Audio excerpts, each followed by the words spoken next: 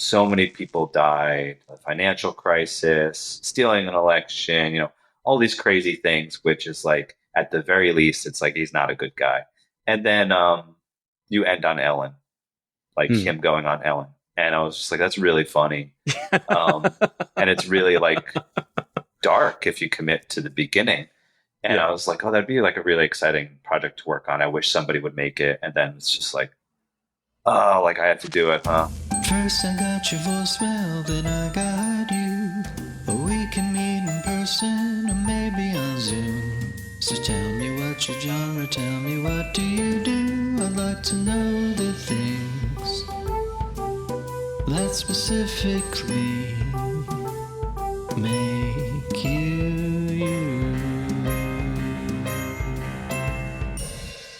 Hey, I'm Tim Barnes. You are the genre. And in every episode of this show, I ask someone about the first genres that inspired them, the first crafts that they pursued, and how they feel about those first pursuits now. In this episode, in this 30th episode of the podcast, I'm talking to filmmaker Christopher Jason Bell. He's got two new projects. One is called Failed State, which follows a real-life New York City delivery man named Dale having troubles from declining health, demanding work, pressures from his boss and social life, and I guess a docu-series is what you could call it, called Miss Me Yet, which is a look at the presidency of George W. Bush and the impact he had on everyday life exclusively through the lens of archival footage. You can find links to the trailer for Failed State and a link to Miss Me Yet in your show notes or in the link for this episode at youarethegenre.com. We primarily talk about two short films of his called Trammel and Boundaries, which I love. And it might be helpful if you watch these two shorts before this interview. You can find links to those at the post for this at youarethegenre.com or at the newsletter post, which is linked in your show notes. I really loved these short films, and they made me believe in cinema again, dare I say it. So we talk a lot in this episode about what it means to be an indie filmmaker in this modern age now that the glitz and glamour of it has faded away from the 90s a bit, while searching for through lines between his filmmaking sensibilities and the things that he's experienced in life. Please enjoy this conversation with Christopher Jason Bell. Have we met before? Everything is so weird. We've never met, but I guess you're friends with Hoff. Yes. Okay, yeah. So we have mutual friends. Nice, nice. I know that right now you are promoting, and you might be promoting something else by the time this episode comes out, but you are promoting a film called Failed State. Mm-hmm. And I don't know the exact details of this film, but I watched your films Boundaries and Trammel. Is that how you say it? Or is it Trammel? Trammel, I believe. Trammel. But other people say Trammel, so I'd say, to what feels right.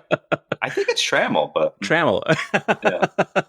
I think even that gives me a good sense of the type of filmmaker you are. You're open to other people's ideas, and you incorporate that. For sure, yeah. Also, another thing I'm promoting is my George W. Bush series. Nice. I wouldn't say I'm open up to his ideas, but yeah, I guess we can get into that. And thanks for watching those. I appreciate it. Yes, yeah, and I really love them. I thought that, especially with Boundaries, I loved your dedication to long takes, and I feel like that's something that is a complicated choice for a filmmaker, especially these days, because even I know from making sketches, and when I started writing sketches in a more official capacity, doing so for the internet, there is a fierce need for quick cuts and ways to grab people's attention.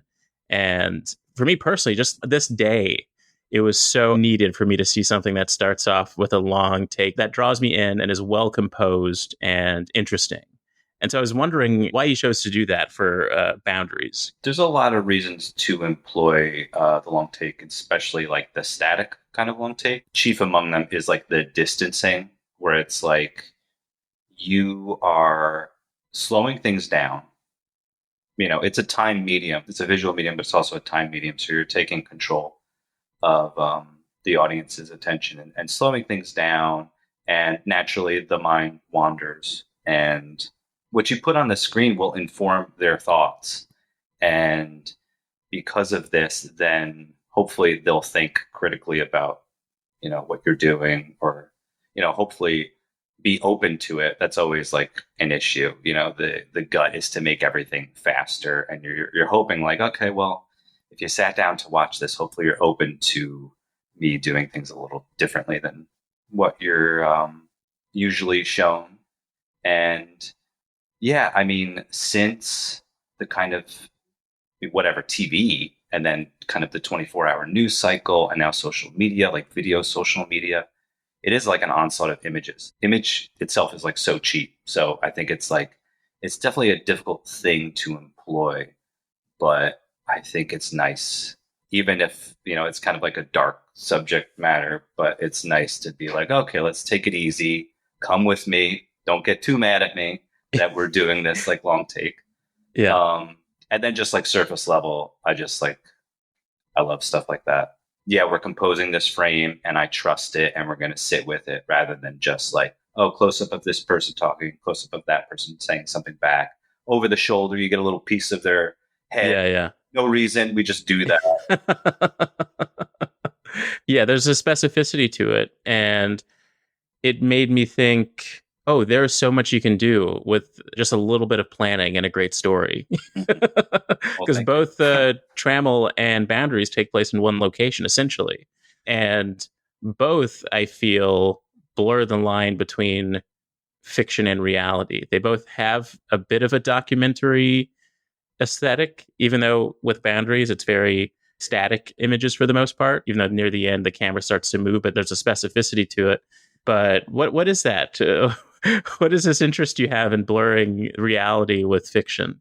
Well, I enjoy the blurring because it kind of lets real life in, and that feels exciting to me, and it feels more playful.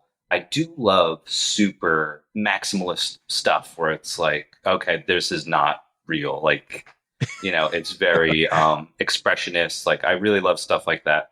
I don't think I could really do it. There's part of that, even just like budgetary. Yeah. And I know that I'm on like I self-fund everything.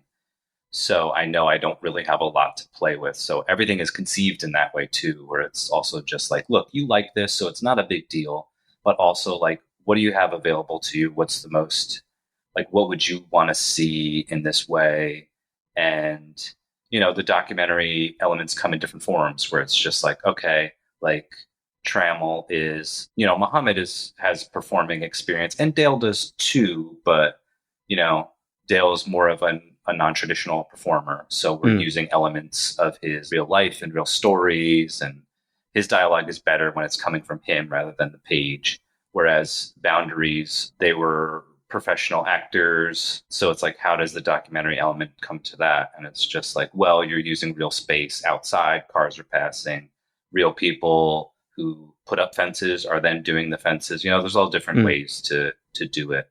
And yeah, it makes things a lot more exciting. Sometimes things get a little too rigid. I remember watching a movie like years and years ago at New York Film Festival, and I liked it, but part of it was just like, oh, I wish like he like the DP's elbow like hit the camera or something, because it felt like too rigid. Perfect. Yeah, and it's just like, and it wasn't good enough for me to forget that. It was just like, I wish you like did something weird with the camera that looks like an accident.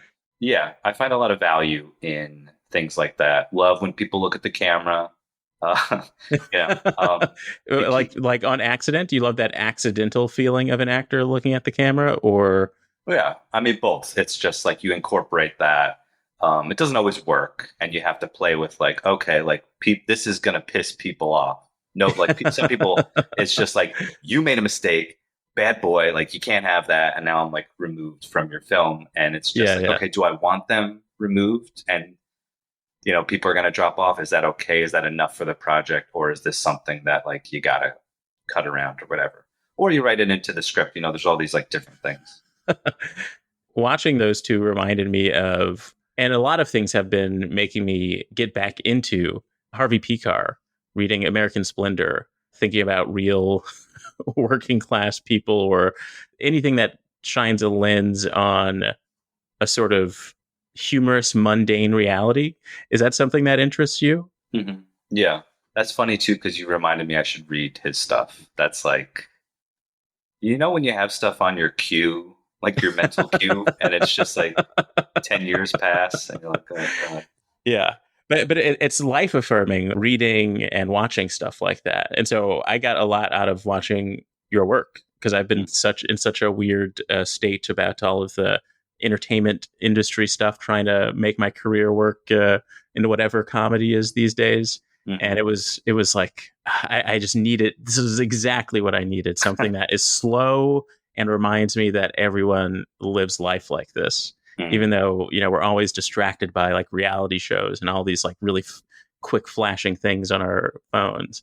It really got me into what I've been searching for a couple of days now. Yeah. Oh, wow. Oh, that's really cool to hear. And I'm glad it did it for you.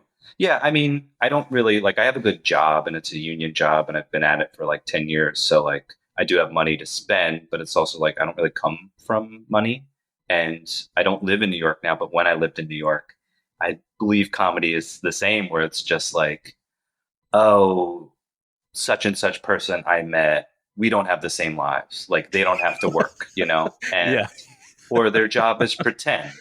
You know, they can choose not to work. They can, you know, wealth comes in different ways where it's like, oh, you can sit around and practice your craft all day. You know, we have to work. Or, Yeah. oh, you can go out every night to like a social event. I worked overnights a lot of times, or just nights or something like that. So it's like, I can't really do that. And I think that's also like reflected in what they talk about, what they write about, and that kind of thing. And seeing, and some of that stuff is good. You know, some people are just like good at what they do, and, you know, whatever, what can you do?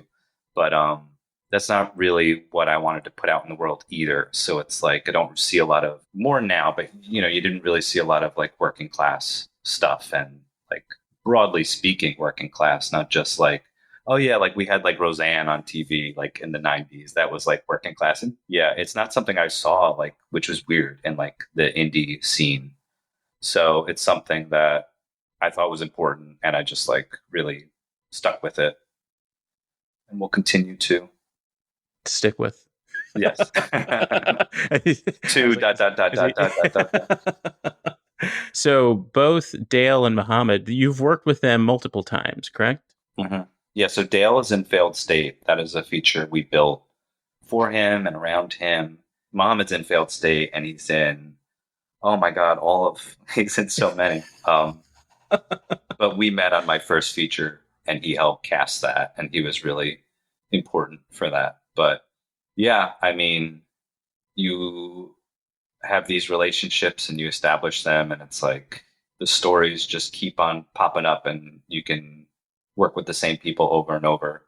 And I love, you know, we still have ideas to do with Dale, but it's like I do need like space, like career wise, you know, thinking about your body of work, and it's like, okay, I probably shouldn't, like, you know, I should probably space those out. But yeah, it's been a long time. I've known them both for a really long time, probably longer than 10 years. Wow. Dale. Yeah, Dale I met on, okay, so on MySpace, I had, Wait, you met him 10 years ago on MySpace? That I feel like that math doesn't add up. No, it's longer. Muhammad's about 10 years. Dale is, I was a sophomore in college, so 15 years ago. That's insane. MySpace Arrested Development fan group. Wow. And the group admin was like, hey, I'm doing a film. We need extras. So I was a sophomore in college, and I was like, that's a good idea for me to go and do and see like what a set is like and stuff like that. Because I think it was an NYU short film. Did I say that already? But it was more, it seemed more legit, or like at least out of my comfort zone from my film school, which is on Long Island. And Dale was an extra. And whatever, like he's talking, you're listening. And then every set I was on, like 2 years later, I was on another set. I was working the crew. Dale was an extra. 2 years later, I was on another set. Dale was an extra. It was insane. And it's just like, something is going on here. Something is telling me. And I was always just like, he's a really interesting guy. If you wrote a film around him, that would be really cool. But, you know, you had to, there's a lot of like problems to solve with that, where it's just like, has to be a specific kind of story, like specific kind of film. Like, how do you figure that out? And then, oh my God, 15 years later, here we are. That's fun. It's just like I do like to do work with professional actors like in Boundaries. And, I shot a horror short about a year ago, which is the same thing. And that's a lot of fun. And then taking kind of non-professional performers and building a story around them is a lot of fun too. They're very different. So I like Okay. try to do both of them. What was the horror short about? It's not out yet. Okay. So, and it's like, I'll send it to you Okay. and you can watch it, but I'm not going to like say it on recording what it's Okay. what it's really about. But it's like it starts off as a comedy and it turns into a horror. And it's Okay. like, what if your friend died in the stupidest way possible, and you just had to take that seriously? Yeah. I mean, that's truly one of my biggest fears is to die in a way that is difficult for someone calling my parents to explain. Yeah. That is one of the top fears of my life. you know, is Yeah. dying in a way that might make someone laugh when they read the obituary. You know what I mean? Yeah.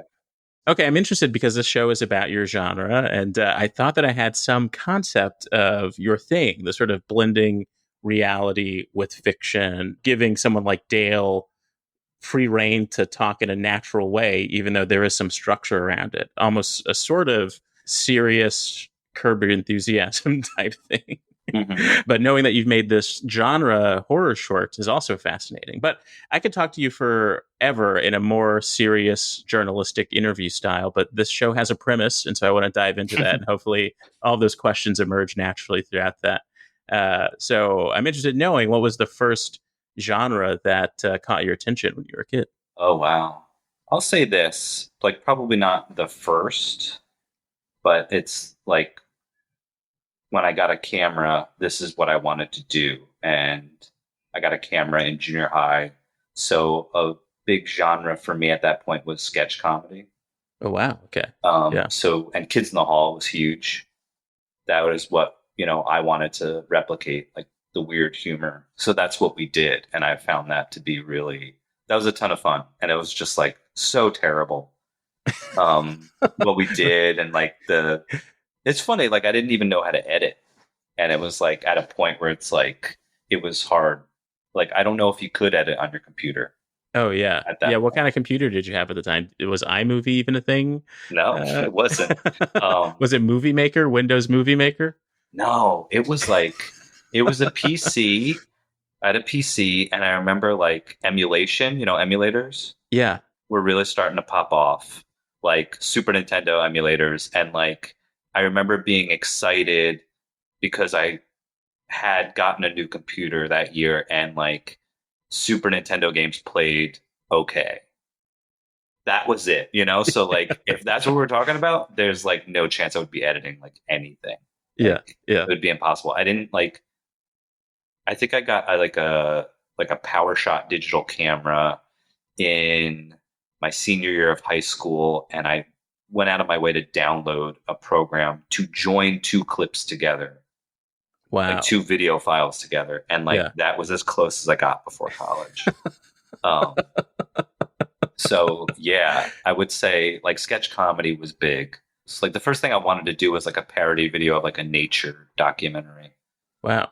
about like That's interesting. Because I feel like that connects to what you do now, right? probably. You Well, wanted to make a parody of a documentary. yeah. Yeah. What's really in addition to that is like I said, like we couldn't edit the sketches, so they were all one shot. They were all one take. Yeah, sometimes I think about that, and I was just like, oh, is like that like weird limitation that I couldn't figure out? Like, is that the roots that I could never like get rid of? I could never pull up. Yeah, I don't know. It's weird.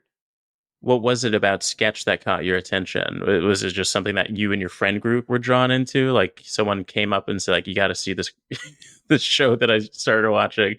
Uh, were you in a really funny group of friends? Uh, yeah, I mean, I think so. We probably weren't, It's like one of those things you're like, man, yo, my friends and I are so funny. And then like, it's just like agonizing for like anybody else. But I thought we were. I thought we were like weird little kids and, just sit in front of the TV all day. Or like Yeah. you had it like I don't know if we do this now. I don't know if you do this now, but like back in the day, you would have the TV on. You just have the TV on. Like you'd be doing other things, the TV be on. Yeah. So I think Kids in the Hall was like in syndication on Comedy Central. So that's probably how we caught it. And yeah, it was just their kind of very, very strange humor. Some of those sketches were like so weird. And I think it was in line like with the weird humor that we had. Because I remember early weird humor I can think of is I just used to make noises in class. And every Like year I bird had noises? Or- yeah, I don't know, just like weird like noises. Like every year I had a new noise and I made it in class. And I was like, I don't know. I was like pretty into like comedy, and then at some point that like I'm probably a little too sensitive for comedy, so that's Hmm. probably why. I mean, are you sensitive? Like, I think I've gotten a little. You're asking me, yeah, yeah, a little sensitive to.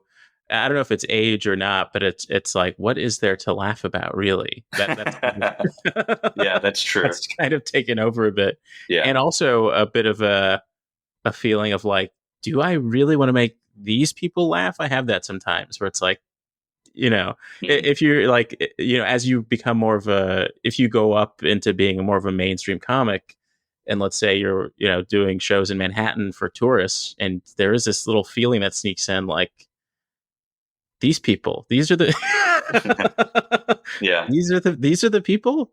yeah, yeah, yeah. That was the Yeah. thing where it's like have like enjoying Kids in the Hall and having like the weirder, I guess, like Gen X humor, postmodern or whatever.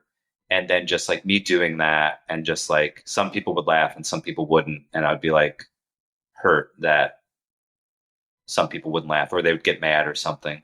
But Yeah. it's like the humor's not for everybody. It's like very specific and strange. And I could never like square that. And then, yeah, it is one of those things just like, wait, you're trying to make, I grew up in New Jersey. So it's like, maybe not at that point in my life of junior high, but eventually it was just like Guido Central. And it's just like, why would you want to make some of these guys laugh? But also, like, some of those guys were actually like pretty funny. Yeah. Yeah. Thinking back, like Guido's can be funny. Yeah. Um, Yeah. In a universal sort of way. I always found that, I don't know if like, I feel like the word bro has evolved, but where I was from in California, a bro was a specific type of person. And I always found that they were a bridge between all of the other subcultures. Like bros can hang out with yes, anybody. It's right, kind yeah, of yeah, yeah. There's I love bros so much. yeah. Like they're so wholesome, and it's like we have like on my wife's side we have like a guy who married into the family, and like I always found myself talking to him, like attracted to talking to him at parties, and it's just like, yeah, he's kind of a bro, and I was like, yeah, he is. I like that. Like I really like he's so nice. Like, and we just like talk, and we can talk easily and stuff, and it's like I really began to appreciate that character type, Yeah, the they bro. understand the basics of what everyone cares about. Yeah. So, was it weird for you to be interested in film among your family and friends and neighborhood? No, not really. Surprisingly, like sometimes I think back and I was just like, it was pretty easy for me to like go and do that. Like I didn't really get a lot of guff about it, which is strange, but nobody was paying for college. It was like student debt. So maybe that's why. And I don't think like I was raised by my grandparents, so I don't think they really got, not that any of us did, but I really don't think they got the student debt, how big of a deal that was going to be. Yeah, And I think I kind of knew, and I was kind of just like, well, we're all doing this, right? So I might as well. But yeah, no, nobody really like thought it was like weird, and they were oddly like supportive. I think that I remember them suggesting like my grandpa would be like, you should get into computers. You really like computers, and like he said that because I was on AOL like all the time. yeah, I yeah. don't like computers. Yeah, there was that time too. I remember in high school, it was weird seeing technology evolve to the point where my parents were on technology all the time. But there was a time where I knew that they could not possibly understand why I was constantly on the computer, when in reality, it's because I was having telepathic conversations with all of my friends on Yeah. AIM. Yeah. That's really funny. I forget about that specifically because now you think about like how they basically took over Facebook. Yeah. And it's just like, I wonder if we could ever pull them aside and be like, see, this was like kind of what it was like, except, you guys are like really wiling out over there Yeah. about. But it's weird because we've already fought all the battles that our parents are fighting on the internet. Yeah, Like we're that's over like you don't write on each other's walls anymore. We don't care. Yeah. We don't. That's funny. We learned so many things they have no idea about. If you don't mind me asking, why were you raised by your grandparents? So my mom got pregnant and we didn't know who the guy was, who the dad was. And she was homeless on and off and she was bipolar. And it was just like she couldn't take care of a kid. So my grandparents took me on and I would see my mom. And yeah, that's why. Yeah.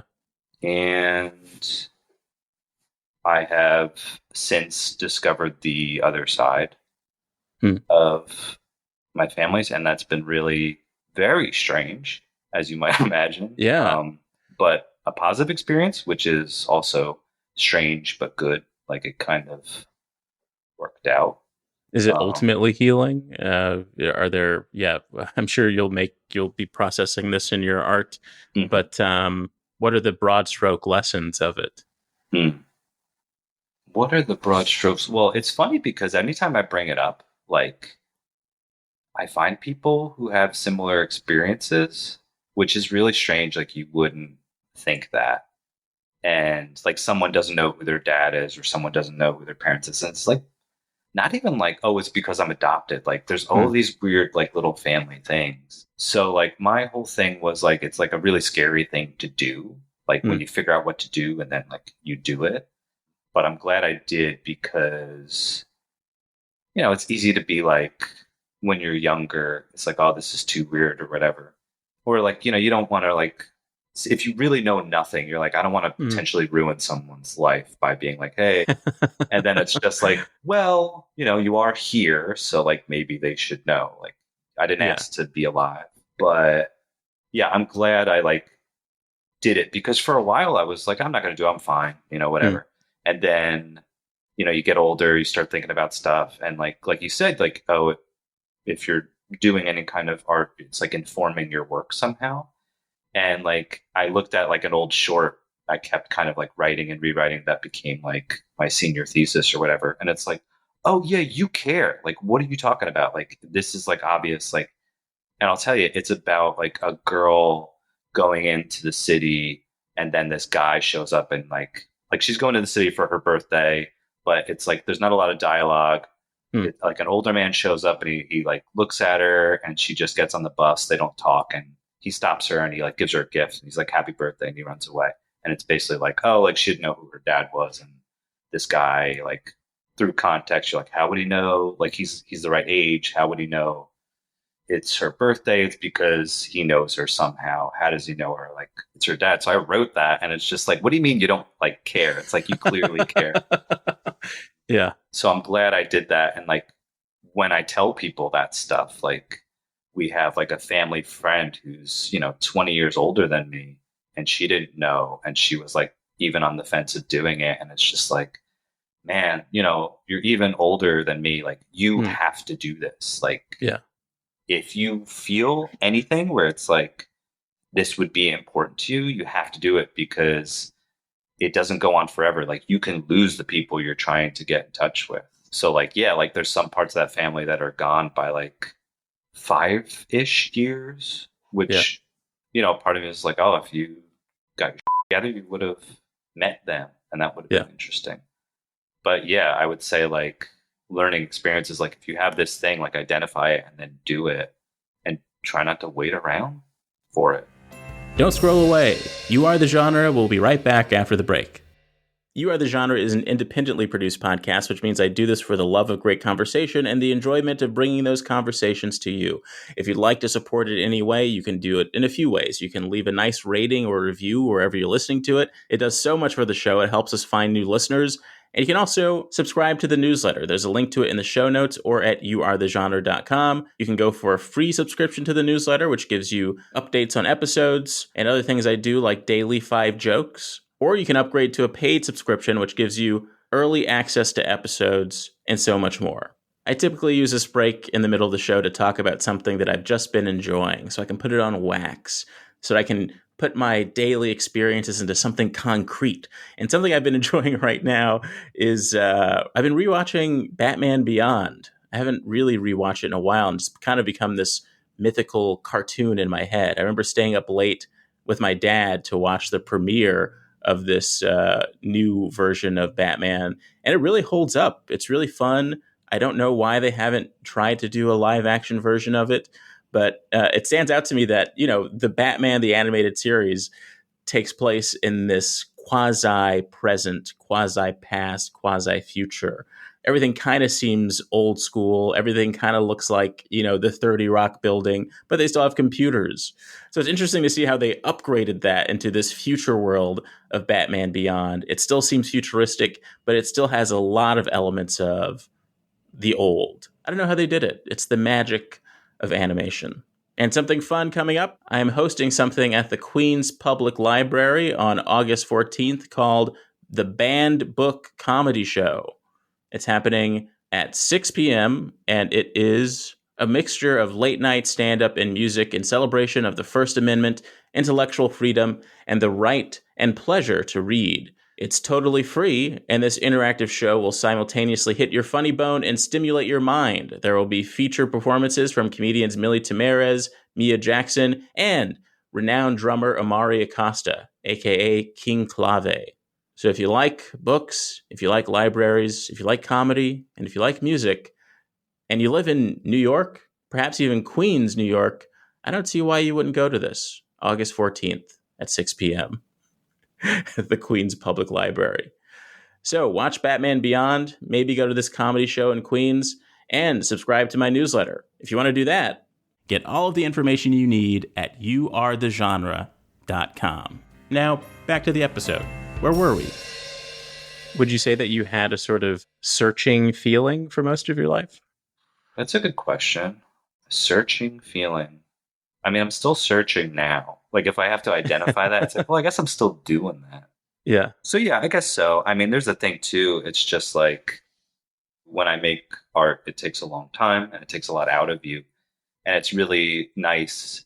And it's not like I'm trying to make the most pleasing art for everybody ever. It's just like, well, I want to do what I want to do. They're not like super experimental, abrasive things, but you know, they're again not like ABC Family.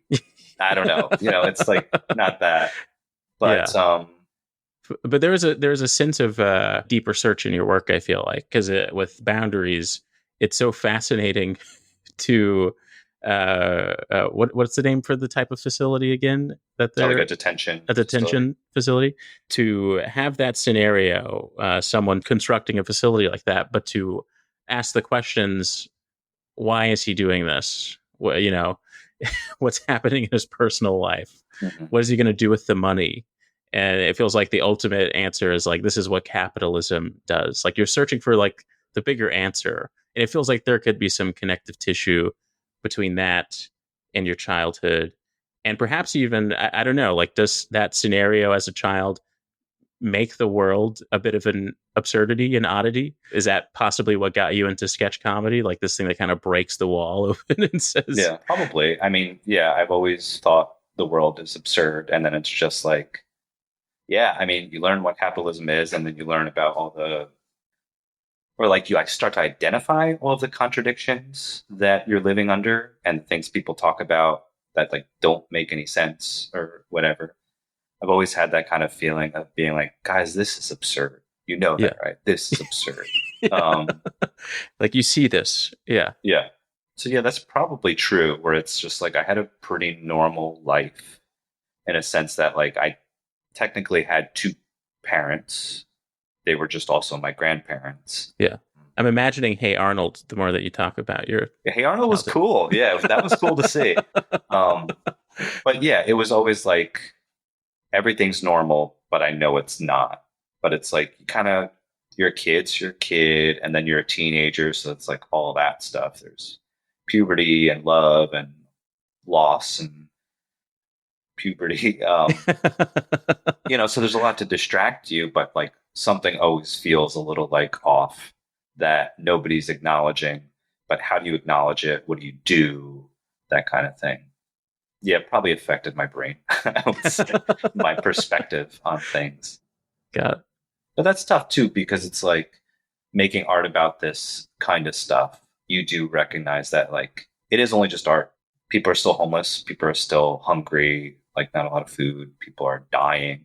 So there's a search for me to figure out like how to get that part where it's just like I would like to materially help Yeah. that along, where it's not like, oh, I'm making films and it's about these certain things, but really it is just like I'm producing art. So like what can I do where it's like maybe help start, organize like a group or something, or help a different existing group to alleviate these terrible things in the world. So there's always a search for that. And it's like, oh, like, is what I'm doing good enough? And, that Yeah. kind of thing. It's interesting because I don't see a lot of ego in your work. There's some filmmakers where you can see that a character is a proxy for them, or you can see, they're just kind of inserting themselves into the story. And I recently had a strange epiphany. Like when I watch certain things, or when I watch anything really, I realize like I don't ever really. On sometimes I'll identify with the character, but more often than not, I identify with the camera watching. Do you have that same thing? Mm. Yeah, I would say so. That's really interesting that you do. I mean, it also depends on what you're watching because it's just like if it's a genre thing and there's like a cool guy, it's like, oh, he's cool. I think about him or I think about her. Yeah. But I'm probably just talking about anime right now. In which case, it's a cartoon, so it's a little different. Yeah. Why do you think of the camera, do you think? I feel like I am more often than not having an out of body experience throughout my life. So I feel like, oh yeah, I am the camera. I feel like I'm documenting more than engaging. And so I think that's why I like watching movies that have a really long take or anything, because it feels like, oh yes, this is what I'm always reaching for. And it's exciting to like the same feeling that someone has when they see a character that's like, that's just like me. I'm excited when the camera is revealing something that's like, that's reality, because that's my experience. That's what I'm always at least trying to experience. Right. Yeah. No, I would say I definitely feel the same way. Yeah, I also remember too getting frustrated. Like, I don't really like talking about movies too much. And I hate when I get I want people to enjoy movies. Whatever they get from them, that's completely fine. But in terms of like talking about them from me, it's just like, oh, I just don't have to participate. But and it was worse in film school, where it's just like some people would be like, they would only talk about the story or the characters, and it seems like, oh, you kind of just want to be friends with these characters, right? Like this fake character you wish you were friends with. And I never really felt that. I would be able to get into the story in a different way, but I remember noticing that and being like, oh, I don't feel that way and I don't like that. That's not what interests me about this. But I guess I never really thought about it, I guess, in that way, where it's like, yeah, I identify with the camera, but that's totally right. You're really good at stuff like that. You're like, oh yeah, that's a really good way to put how I feel. Well, thank you. Yeah. Yeah, it's happened like 4 times already. So thank you. Well, I think, from Trammel and Boundaries, they suggest that there is a main point of view character, but then ultimately becomes that the reality is the main character. Like, even though the first shots in Trammel are Dale, and you get caught up in the story that he's telling this clerk, by the end of it, it's like the setting The setting is the character, and the fact that people move in and out of this setting. So yeah, I thought that was interesting. And we were talking about like how some filmmakers are, they try to invent these characters. It feels like you find characters in the real world and you find a setting to place them in, and you basically explore that. Hmm. Yeah, pretty much. I mean, because not to, I feel like I threw a wrench a little bit when it was like, yeah, I made a horror, but the actors I chose are really talented, but they're also like they have a comedic background. So it's like when you do a thing that's like starts off comedically, I am using like some of their kind of natural like I mean they're friends too, so that's like those are doc elements. You're also I'm on this tip. I've been talking about it a lot, but it's just like if you're watching a movie and it's a Jack Nicholson movie, we know who Jack Nicholson is. He does that thing that he does that's very unique to him. How much of that is like doc elements, because he plays the Joker, he plays this, but it's Jack Nicholson. He doesn't really like transform into the role. He makes it his own. So it's like that, like documentary in any sense, Yeah. like can we talk about it like that? I don't think we ever have in the history of the world. But I always think about that where it's just like how much of like now we're starting to talk about movies that we never thought of as documentaries that might be like how much Jack Nicholson is in them is whatever percentage like Yeah. documentary They about. become a documentary Yeah. as time goes by. Mhm. And that is, you bring up something that I think about a lot, about how everyone knows what an actor's breakout role was, but the whole it's all about how you construct your career with time. And it's all about this compounding element that makes you the star. Like I don't even know what Humphrey Bogart's first role was, but at some point he becomes larger than his actual human life. Mhm. Yeah. Yeah. Sorry, well, now we're getting very existential. But the next big question of the show is, what was the first craft that you pursued? And I'm assuming filmmaking was the first craft that you pursued, but I could be pleasantly surprised. I was in a band, Oh, wow. yeah, in high school What and instrument? bass guitar. Okay. And I was bad at it. And I didn't ever think that was going to be my future or anything, So like I pursued it, I was into it and it was fun. Yeah, I'll say this, like I played bass guitar and it's just like pick up and play. We played like pop punk and emo. This is like not very hard. But I did want to learn guitar. So I took guitar lessons in college and I was like starting to get better. But for whatever reason, I was just like I think I like hit a wall. And I was just like, I feel like I gotta choose one. Hmm. Like I gotta choose either like play guitar or like do this movie thing. And I clearly want to do movie thing. And I think future wise, like can probably like get a job or something. It's never gonna happen for me in music. So I like stopped even trying to play guitar. I was just like, whatever. So like to some degree I pursued it, but like even as a hobby, like I dropped it. But I don't know, like now I think back even to like some of the bands I used to really love and like nobody knows who they are and they're not around anymore. So I'm glad like it would be cool to play guitar still. It would be cool to like know how to do that. I always kind of envied it, but it was something that I pursued. And I imagine if I got okay at it, it would be a bigger part of my life. What was it about, playing bass, feeling like you were bad at it, but wanting to play guitar? What was behind that urge for you? Was it wanting to be the center stage feeling of being the guitar player? Or was it just like, I'm interested in this thing that has more strings than the thing I'm playing right now? Yeah, I wasn't really into bass. I just wanted to be in a band. And then as I played bass, I appreciated it more, but I still wasn't super into it. And it's just like what you hear in music of that kind, at least. And this is what I thought at the time, like besides like the whiny vocals is the guitar, and drums was never going to happen. So that didn't even come into the equation.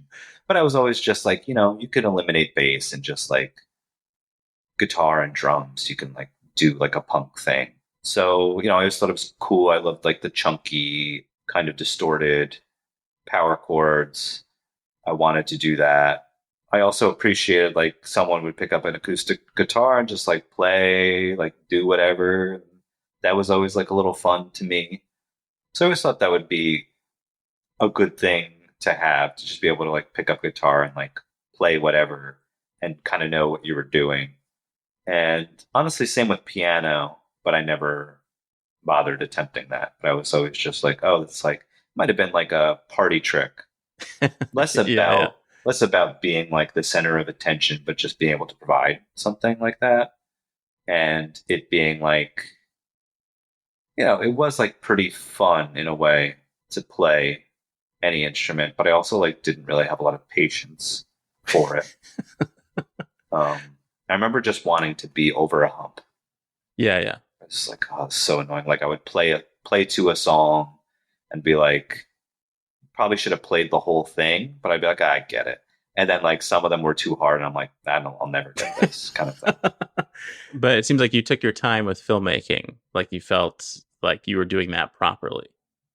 Yeah, it's also like I can't really make the instrument do what I want it to necessarily, but like filmmaking, it's like I'm working with collaborators who are very talented, and it's, I can talk to them and be like, how do we achieve this? How do we achieve it together? It takes me a really long time to learn anything. Then it's like debatable whether I'm even good at it or not. But it's like if I'm with a bunch of people and it's like, hey, you're really good at like knowing like all the technical the camera, and it's like you're a really like great performer, and that's something where it's like, let's make something cool. Like I have this weird idea. How do we like do it? And what's your idea? So much more fun. And that feels like, a lot of what goes into the film is just like what I did as a kid, just like running around the neighborhood, like playing pretend, Mm. like we're doing the same thing, making up a story. So that's really cool to me to like take that from childhood and keep it going in some form. Yeah. I do want to talk about this George W. Bush thing you got. Okay. What is that exactly? I started watching the first episode, and do they all function in the same way, each episode? Yeah, it's a year. And then the final episode is all of the post presidency. But episodes 1 through 9 is every year of his administration. So like 2000 is like the lead up to the election, and then the victory, and then 2001 would be the first year, which is episode 2. Yeah, and it's just all archival footage of Bush, and then in between that is kind of pop culture moments like TV show clips and commercials and stuff like that. Kind of broaden the scope of like, oh yeah, this is what 2001, this is what 2002, this is what like '03 and stuff.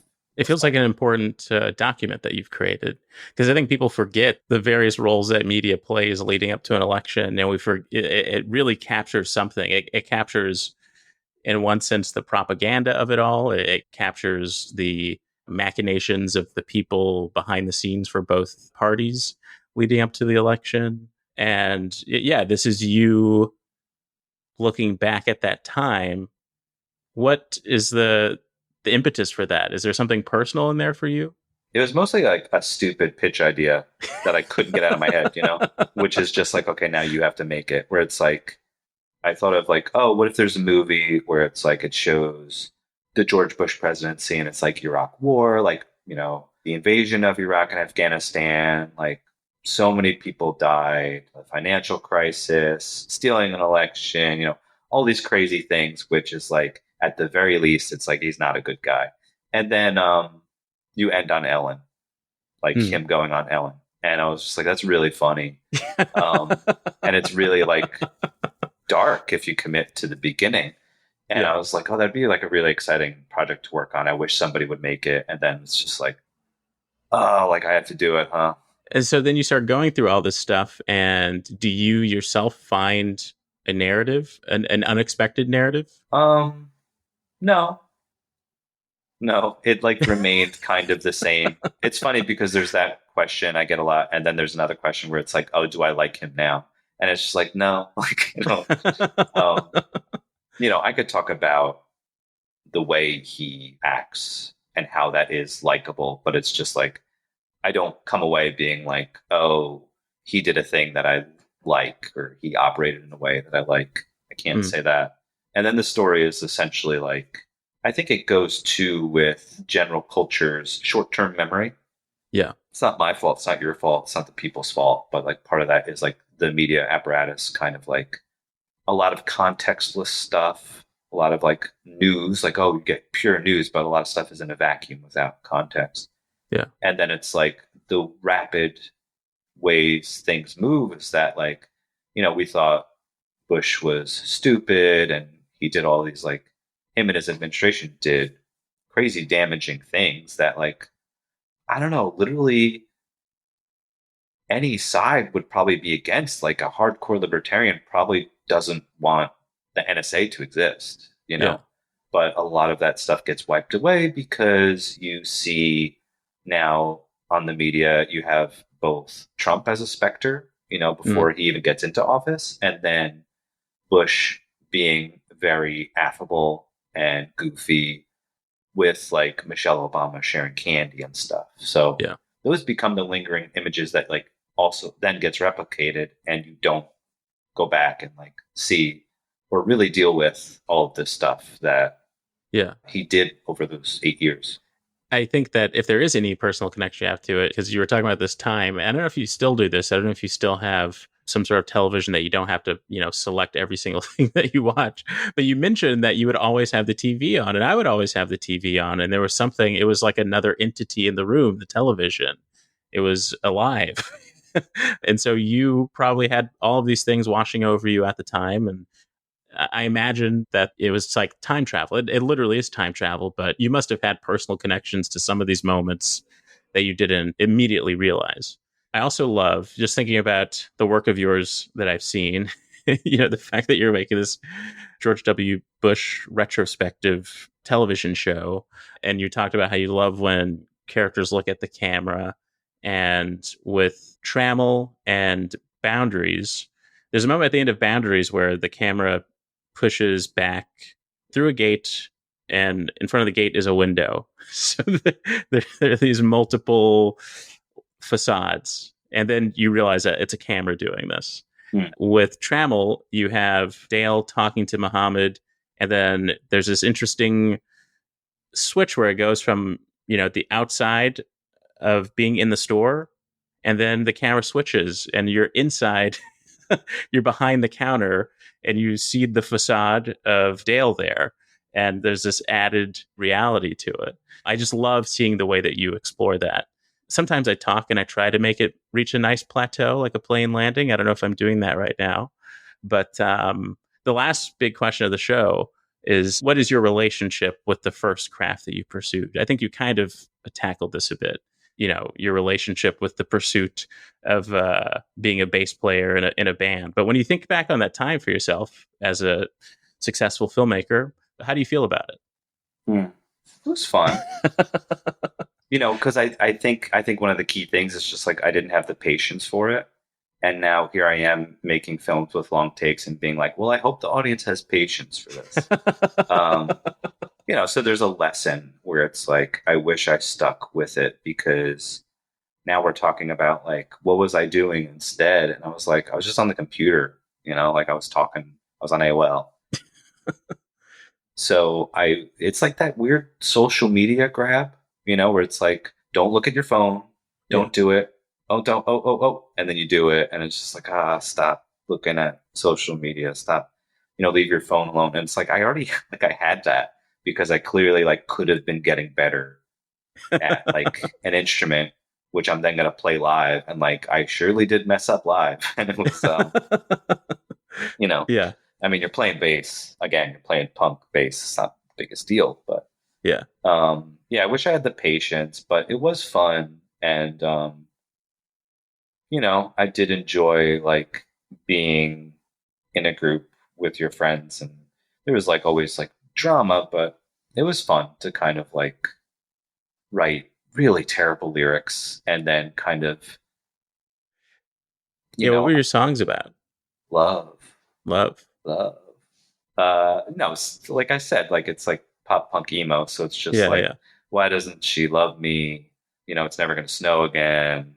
Because she doesn't love stuff Would you like say your that. films are about love? I think Failed State probably is. Failed State is like, it follows Dale on his job, but a big focus is like Dale in real life is a messenger. Like he delivers random stuff. You're in New York, you might see him. Yeah. He's like all day, like that's what he does. And in the film, like we follow that, but we made it a point to show him like he's working all the time. He doesn't have time for a social life, so he does it when he can. He carves out like a social life. And we sit and watch him like talk to people, open up, they relate to one another. So in a way, I think like a big part of that is like the importance of like friendship and humanity and love, kind of being able to be human with someone else when you're just like working all the time. You find the time to do that. And it's like, I wish we didn't have to find the time. I wish we didn't have to spend so much time making money to pay the bills. That's what Trammel's about too. Mm-hmm. Yeah, the lack of community, where it's like the only community space is the local like pharmacy or the local store or whatever. And once that person goes away, it's like devastating. So can we make it so that someone has an outlet that's not dumping on like a retail worker who has their own shit going on? Like, and that's what I forgot to bring that up, but that's what I loved, because you can see him still working while he's like patiently like asking the follow-up questions to Dale. And I'm working part-time in a bookstore right now, and that same situation pops up where like someone starts to vent a bit and then the phone rings and pick that up, and then they keep lingering around. It is a fascinating experience. But then Boundaries also at the end about love, this character's love for his child. And because of that, he's making money by creating a detention facility.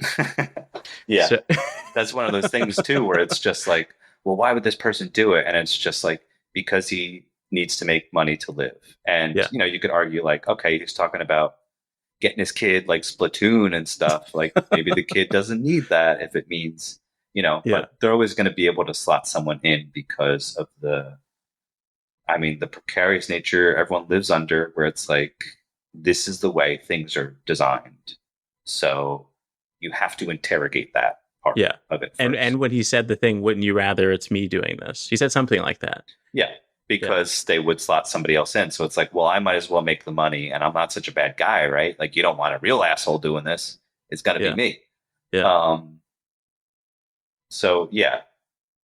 Which is ultimately a very emo sensibility. It's all coming together now. Yeah, I'll never escape that. Well, this has been, it's always, an interesting dance when it's someone I've never really met before, but I'm really enjoyed this conversation, and I'm a big fan of your work. I'm glad that you reached out to me, and I wish you nothing but success.